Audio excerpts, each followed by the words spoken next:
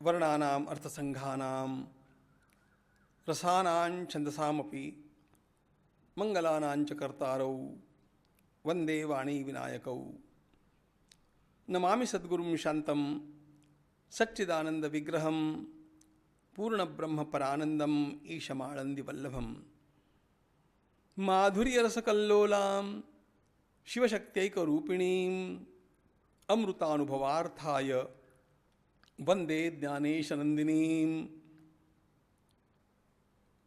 योगेन चित्तस्य पदेन वाचां मलं शरीरस्य च वैद्यकेन योपाकरोत्तम प्रवरं मुनीनां पतंजलिं प्राञ्जलिरानतोऽस्मि।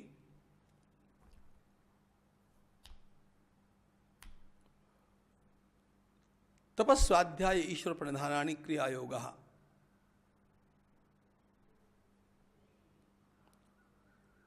भगवान पतंजलि ने क्रिया योग के अंतर्गत तप, स्वाध्याय और ईश्वर प्रणिधान इन तीन नियमों का अंतर्भाव किया और हम लोगों के लिए प्रारंभिक पाठ दे दिया। हम तप का स्वरूप देख रहे थे। भारतीय संस्कृति का सबसे मौलिक शब्द तप है। सारा वैदिक वाङ्मय भी उसके पश्चात है और उसी तप को भगवान पतंजलि हम लोगों के सामने रखते हैं और कहते हैं कि सबसे पहले तप करना सीखो। आगे चल करके वे तप का लक्षण भी बतलाएंगे। वैसे तपोद्वंद्व सहनम ये उसका लक्षण है। शीत उष्ण, मान अपमान, अनुकूल प्रतिकूल, ये सारी बातें मनुष्य के जीवन में आती रहती ही है।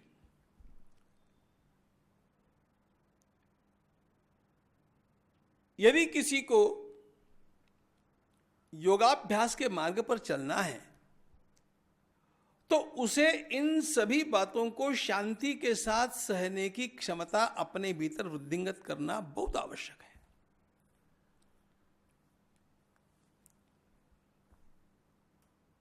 देखो, आध्यात्मिक साधना, योग साधना तो बहुत बड़ी बात है। एक व्यवसाय करने वाले अच्छे सफल व्यक्ति को अथवा मन लगा करके पढ़ने वाले किसी छात्र को देखो, वो निरंतर सुविधाओं का विचार नहीं करता है। जैसी भी जितनी भी सुविधाएं मिल गई, उन सुविधाओं का उपयोग करते हुए, चाहे दिन है, चाहे रात्रि है, चाहे जाड़ा है, चाहे गर्मी है, उत्तम छात्र अपनी पढ़ाई में लगा हुआ रहता है।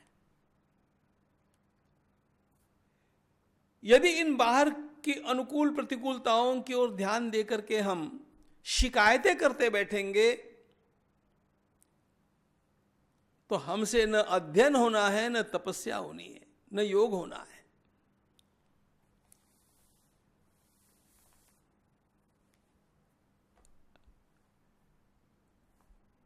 उत्तम साधक,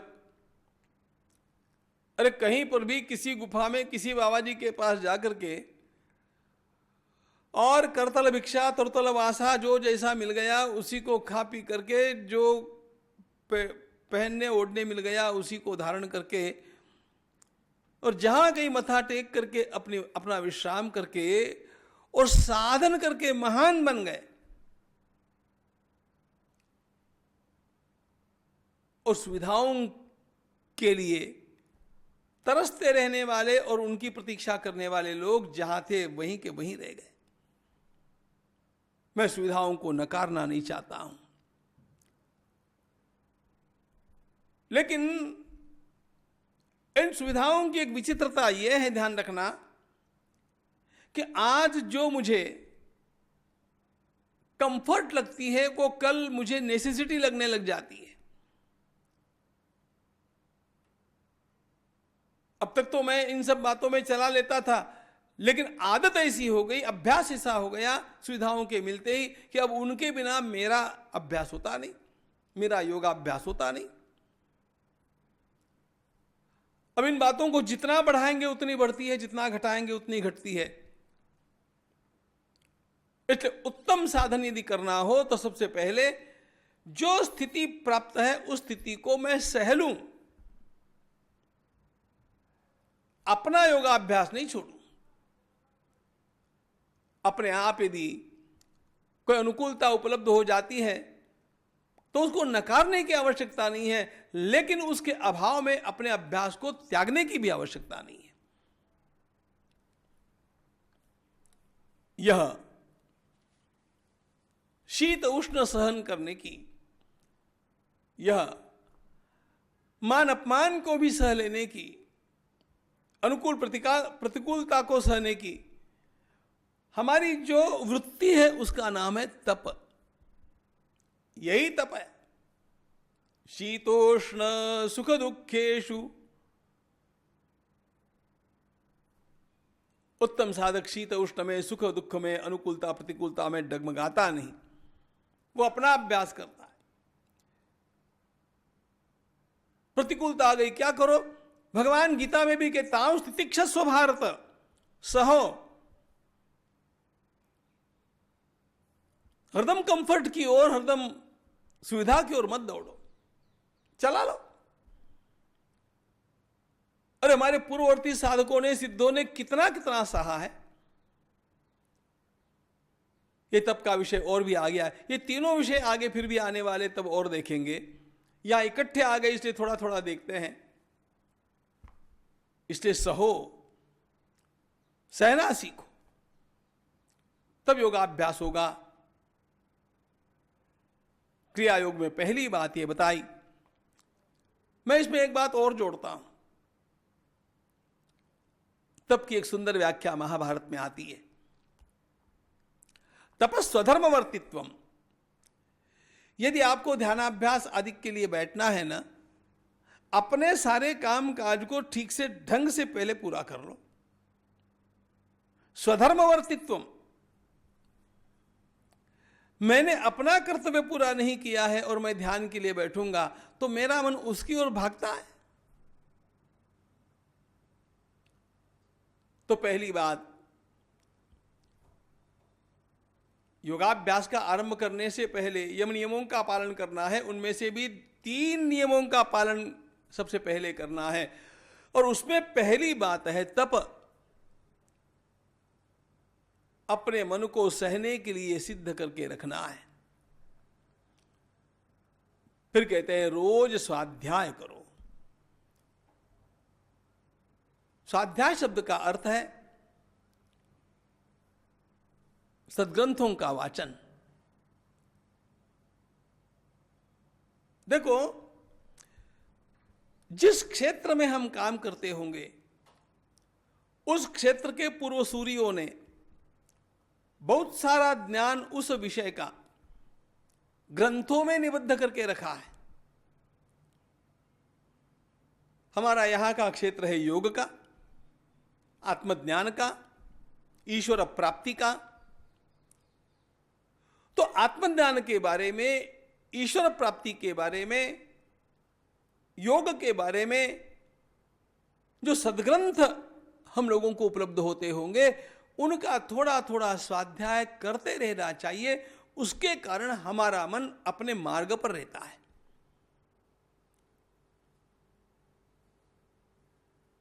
हम योगाभ्यासी बन भी गए तो भी कोई हम 24 घंटे तो ध्यान में बैठते नहीं है। कुछ साधन करते हैं, कुछ समय उसके लिए देते हैं, विशेष समय उसके लिए देते हैं, फिर भी कुछ समय हमारे लिए बचता है ना। उस समय हमारे चित्त को कैसे संभालेंगे?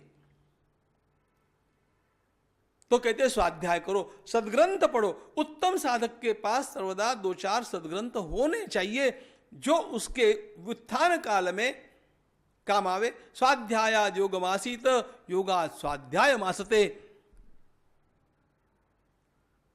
हमारे सारे शास्त्रकारों ने इस बात को कहा। पूजा पाठ योगाभ्यास करके उठो, आपके पास कोई सद्ग्रंथ होगा तो उसमें आपका मन लगेगा, उससे अगला मार्ग भी आपको सूझेगा। यह तो स्वाध्याय का एक अर्थ हुआ। स्वाध्याय का यहां पर जो अभिप्रेत मुख्य अर्थ है वो है ओंकार आदि मंत्रों का जप करना। हमने प्रथम पाद में देखा, तस्य वाचक प्रणवः तज्जपस्तदर्थ भावनम।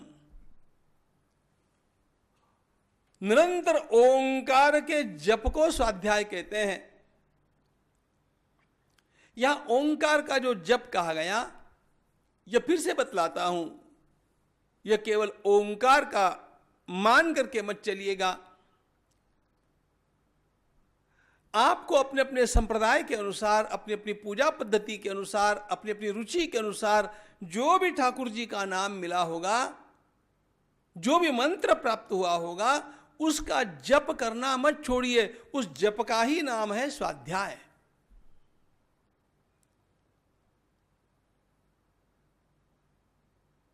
एक दिन भी जप को खंडित मत कीजिए। पूज्य उड़िया बाबा कहा करते थे, एक दिन का जप खंडित हो गया तो एक महीने का साधन चौपट हो जाता है। इसलिए निरंतर जप, रोज नियत जप पूर्ण करना, स्वाध्याय, सद्ग्रंथों का पठन, चिंतन, किसी मंत्र का अथवा भगवान नाम का अथवा ओंकार का अपनी अपनी रुचि के अनुसार नियत संख्या में जप, वो पूरा रोज करना चाहिए। कभी कितना कर लिया, कभी कितना कर लिया, साधन में अव्यवस्थितता आ गई तो फल की प्रतीक्षा करना ही अयोग्य है। इसलिए निश्चय पूर्वक रोज का जप अपना पूरा होना चाहिए। बहकाने वाले लोगों के चक्कर में मत आओ।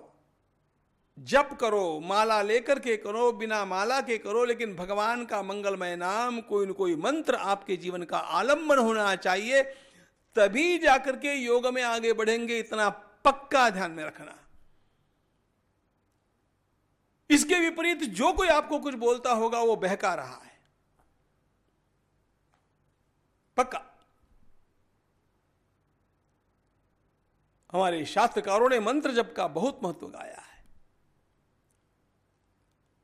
अच्छा, मैं इस स्वाध्याय शब्द का और एक अर्थ करता हूं जो मुझे बड़ा उपयोगी लगता है। मैंने एक बार स्वाध्याय सूत्र लिखे थे छात्रावस्था में। उसमें स्वाध्याय का अर्थ, स्वाध्याय स्वस्याध्ययनम, स्वाध्याय स्वस्य अध्ययनम। हम अपना अध्ययन करें। हम पुस्तकें पढ़ते हैं, हम जप करते हैं, करना चाहिए, बिल्कुल ठीक बात है। हम अपने को पढ़ते हैं क्या? हम अपनी ओर देखते हैं क्या?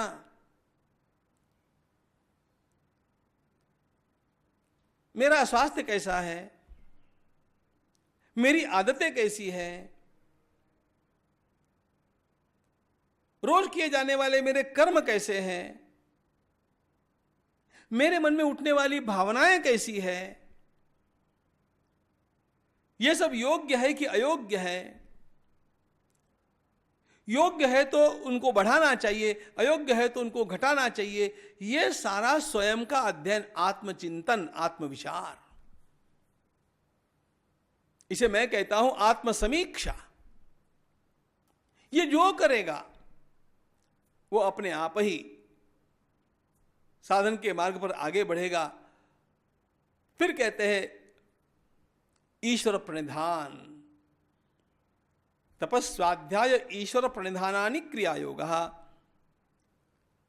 इस ईश्वर प्रणिधान को हमने समाधिपाद में भी थोड़ा सा देखा है। प्रणिधान का अर्थ होता है अपने को उसमें लीन करना, स्वयं को उसके लिए समर्पित कर देना।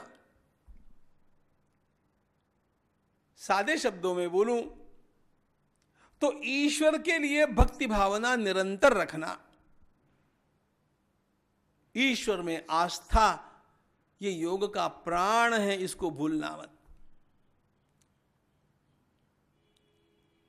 अनेक बार देखा जाता है कि योग केवल व्यायाम प्रकार बन गए, योग केवल प्रात्यक्षिक दिखाने के लिए कसरत के अनेक प्रकार के उपाय बन गए। यह योग नहीं है, यह योग का अंग है, उसका खंडन करने की आवश्यकता नहीं। मूल योग है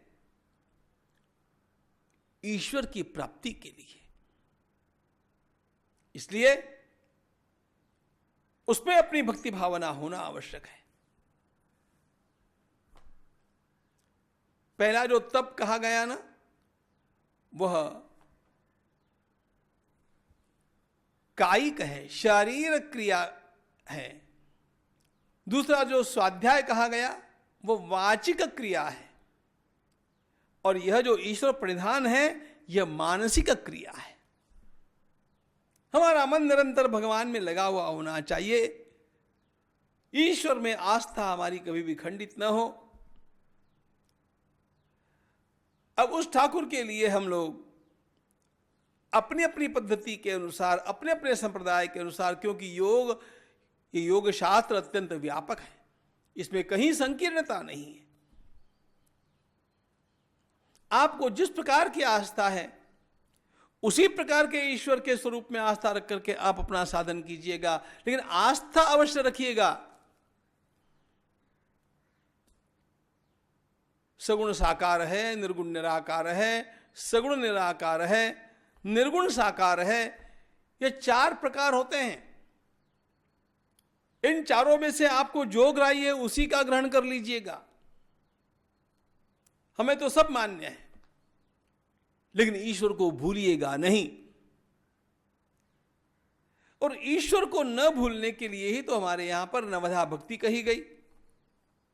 श्रवणम कीर्तनम विष्णु स्मरणम पाद सेवनम अर्चनम वंदनम दास्यम सख्यम आत्मनिवेदनम इति पुंसार्पिता विष्णु भक्तिश्चे नवलक्षणा क्रियते भगवत्यद्धा तन्मन्ये अधीतम उत्तमम। प्रहलाद जी ने जो नवधा भक्ति कही है उसमें से किसी का भी अथवा सबका आलम्बन लेकर के हम भगवान के साथ जुड़े रहें, ईश्वर की भावना, ईश्वर की श्रद्धा, ईश्वर का विश्वास रखें। और सही बात तो यह है, निरंतर हमारे मन में एक मीठा मीठा भाव ऐसा बना रहे, मैं उसका हूं, तस्यैवाहम, ऐसा भाव बना रहे, वो मेरे हैं, मैं उनका हूं। यहां का एवकार मैं छोड़ देता हूं अभी, मैं उन्हीं का, उनका ही हूं, ये वास्तव में अर्थ है, मैं उसको छोड़ रहा हूं।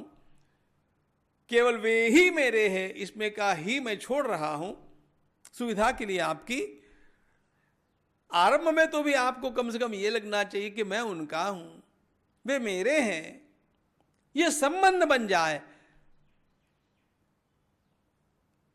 जिसने इस प्रकार का संबंध अधिकाधिक दृढ़ किया, ध्यान रखना, वे ठाकुर, उसको हमने देखा ना समाधिपाद में कि ज्ञान का प्रसाद मिलता है। निर्विचार वैशारद्य अध्यात्म प्रसाद, उसी प्रकार भक्ति में भी एक प्रसाद मिलता है। क्या है पता है? आप ये कहते रहेंगे कि मैं केवल उन्हीं का हूं, केवल वो ही मेरे हैं, तो धीरे धीरे वे ठाकुर आपको प्रसाद देंगे। क्या देंगे? मैं ही वो हूं, इसकी अनुभूति आ जाएगी। सोहम, तस्यैवाहम मयि वासो स एवाहम इति त्रिधा। योग के मार्ग पर आगे बढ़ने के लिए 3 बातें भगवान पतंजलि ने हम लोगों को क्रिया योग के रूप में आरंभ में दी। अत्यंत बड़ा उपकार है। इनके आधार से हम आगे बढ़ते रहेंगे। जय श्री कृष्ण।